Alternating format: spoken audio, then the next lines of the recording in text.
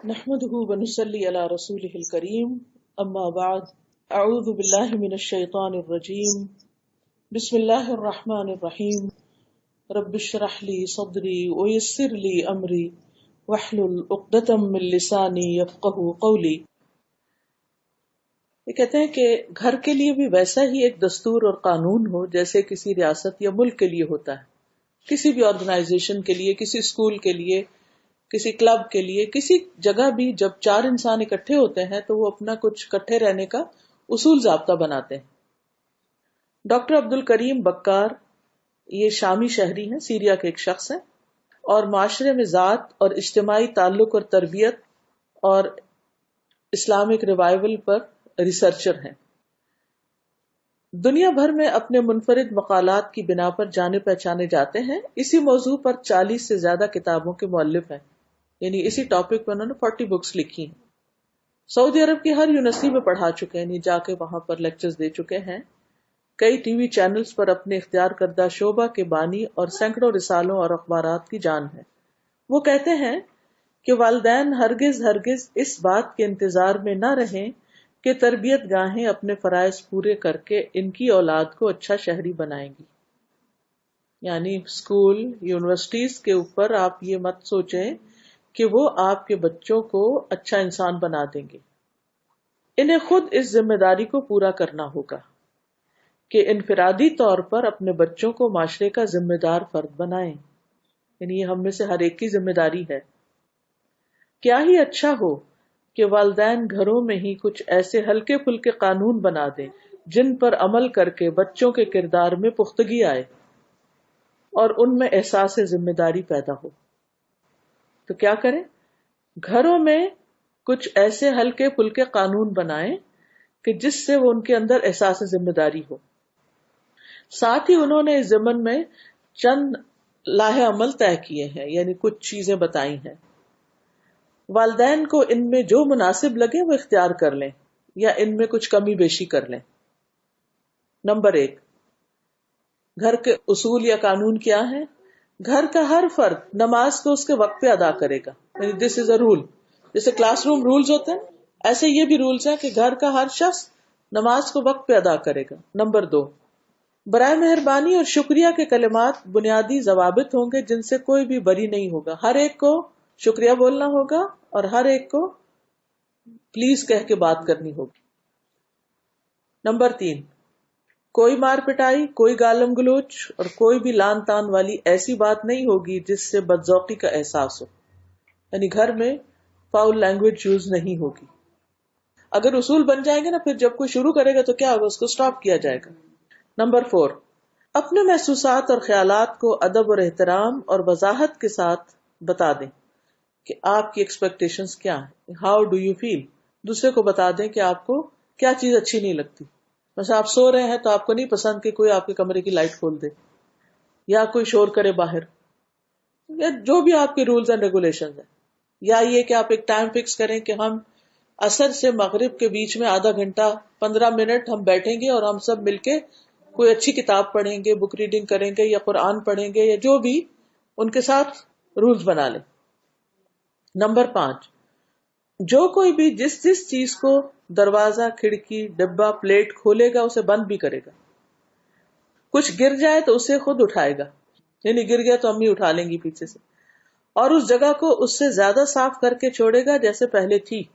Kitchen میں کام کیا، چائے بنائی، دودھ گرم کیا، کچھ بھی کیا، اس جگہ کو کلین کر کے ہٹے گا. نمبر 6، آپ کا کمرہ خالص آپ کی ذمہ داری ہے. ہر بچہ اپنا بیڈ، اپنا کمرہ، اپنی الماری خود ٹھیک رکھے گا. نمبر 7، جو کوئی بات کرے گا اسے ٹوکے بغیر سنی جائے گی، یعنی دوسروں کی بات سننے کی عادت ڈالیں اور بات کو درمیان میں سے کوئی نہیں کاٹے گا. نمبر 8، گھر میں داخل اور خارج ہوتے ہوئے سلام کرنا ہوگا.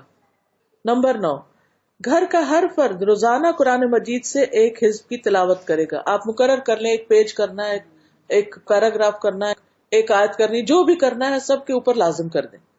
نمبر 10، جو ہم سے ملنے آئے وہ ہمارے قوانین کا احترام کرے. یعنی اگر کوئی اور گیسٹ آ کے، بچے وغیرہ گھر میں ہوتا ہے نا کہ ہم خالہ کے گھر جا کے رہتے ہیں یا کوئی، ان کو بھی ان قوانین کی پابندی کرنی ہوگی. جیسے آپ دبئی میں آتے ہیں تو دبئی کے قوانین کی پابندی کرنی ہوگی. نمبر 11، گھر کا کوئی بھی فرد اپنے کمروں میں جا کر کچھ نہیں کھائے گا. نمبر 12، رات کو جو بھی ٹائم مقرر کریں اس کے بعد کوئی بھی نہیں جاگے گا، سب بچے سو جائیں گے. جیسے ہمارے والد عشاء کی نماز ہوئی اور سب لائٹس خود آف کرنا شروع کر دیتے تھے. نمبر 13، اسمارٹ فون اور ڈیوائسز صرف اس وقت سے اس وقت کے درمیان ہی استعمال کی جائیں گی، اس کا بھی ٹائم مقرر کریں. نمبر 14، والدین کے لیے احتراماً کھڑے ہونا، ان کے سر پر بوسہ دینا یا ان کے ہاتھ چومنا ضروری شمار ہوگا. یعنی بچوں کو یہ لازم عادت ڈالیں کہ وہ ماں باپ کے ہاتھ کس کریں یا سر پہ چومیں یا کچھ بھی، تاکہ اگر کوئی ڈانٹ چانٹ بھی پڑی ہے تو پھر وہ معاملہ بگڑے نہیں، پھر قریب آئے. نمبر 15، مل کر بیٹھنے کے وقت میں کسی قسم کی مواصلاتی ڈیوائسز، فون یا آئی پیڈ کا استعمال منع ہوگا.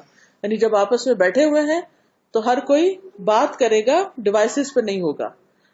نمبر 16، کھانے پینے کے وقت میں سب کی حاضری اور شمولیت ضروری ہوگی. یعنی کہ اچھا میں بعد میں آپ لوگ کھا لیں میں کھا لوں گا، اوپر سے آواز دے دی، نہیں، ساتھ مل کے کھانا ہوگا. نمبر 17، رات کو اس وقت کے بعد یعنی جو بھی آپ وقت مقرر کریں کسی قسم کی تعلیمی سرگرمی کی بھی اجازت نہیں ہوگی، اس سے پہلے اپنے پروجیکٹ پورے کرو. نمبر 18، گھر کے سارے افراد گھر اور گھر میں موجود ہر چیز کی حفاظت کے ذمہ دار ہیں.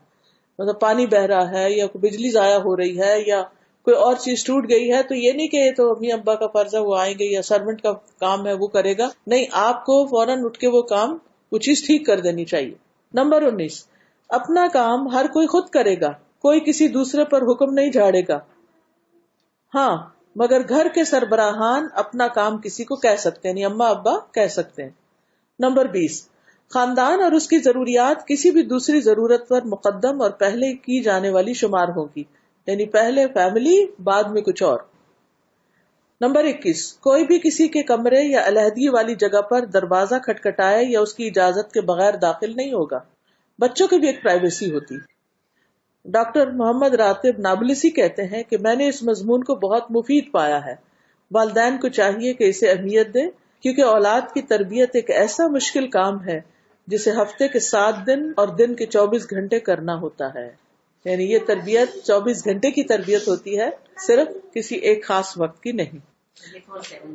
جی 24/7 جاب ہے. اب اس پر آپ کچھ کہنا چاہیں تو؟ یہ پورا مضمون سن کے مجھے اپنا کراچی ہاسٹل یاد آ گیا کہ یہ ساری چیزیں یہ امپلیمنٹ ہوا کرتی تھی اور تبھی پھر اتنے سارے لوگ مل کے بھی رہ سکتے تھے اور اسے ایک سال میں کتنا کچھ سیکھ بھی لیا، اور وقت میں بھی کتنا پروڈکٹیو ہو جاتا ہے انسان. بالکل. ہم یہ بھی ہے نا کچھ چیزیں سوچتے کہ پہلے کے لوگ کرتے وہ آؤٹ ڈیٹڈ ہو گئی. اگر ہم دیکھیں تو ہمارے والدین تھے، انہوں نے کو یہی چیز سکھائی کہ اس طرح ہر چیز منظم کام خود کرنا. اس وقت بھی رات کو میرے ابو تھے 8 بجے ہماری لائٹ آف ہو جاتی. تو یہ پہلے کے جو لوگ تھے وہ ساری چیزیں میں دیکھتی ہوں کر رہے ہوتے تھے ہمارے، لیکن پھر وہ وقت کے ساتھ ساتھ سب بدلا تو ساری چیزیں وہ ریگولیشن نہیں رہے، بالکل، جس کی وجہ سے ہم سب گزر رہے ہیں. استاد ٹائم کے ضائع کرنے پہ کچھ بتائیے، جیسے وقت ضائع ہو جاتا ہے بے مقصد کام. اس کے لیے اسکیڈول بنائیے. اپنے دن کے ہر گھنٹے کے ایک کاغذ لیجئے. 7 بجے مثلا آپ کا دن شروع ہوتا ہے کام کا، 7 سے 8، 8 سے 9، 9 سے 10، 11 سے 12، ہر گھنٹے میں آپ کیا کرتے ہیں اس کو لکھیے اور پھر جائزہ لیجئے کہ آپ نے اس میں کوئی پروڈکٹیو کام کیا یا بس ایسے ہی اٹھتے بیٹھتے سستی کے مارے وقت ضائع کر کے رکھ دیا. ہاں. اور کل جیسے کوئی کہہ رہا تھا کہ میرا بچہ جو ہے اس کے اندر یہ عادت آ گئی ہے کہ وہ شیئر بہت کم کر رہا ہے، چیزیں جو ہے وہ شیئرنگ بہت کم ہو گئی ہے. تو میں نے ان سے پوچھا کہ آپ کے گھر میں کتنے لوگ ہیں؟ کہ ایک ہی بیٹا ہے نا اس وجہ سے. تو میں نے کہا اس وجہ سے نہیں، کیونکہ آپ ہیں، آپ کے ہسبینڈ ہیں، گھر کے کام کرنے والے، یعنی آپ نے وہ شیئرنگ کی عادت ڈالی نہیں ہے، تبھی بچہ وہ شیئرنگ سیکھ نہیں رہا نا. بالکل. وآخر دعوانا الحمد للہ رب العالمین. سبحانک اللہم وبحمدک اشہد ان لا الہ الا انت استغفرک واتوب الیک. السلام علیکم ورحمۃ اللہ وبرکاتہ.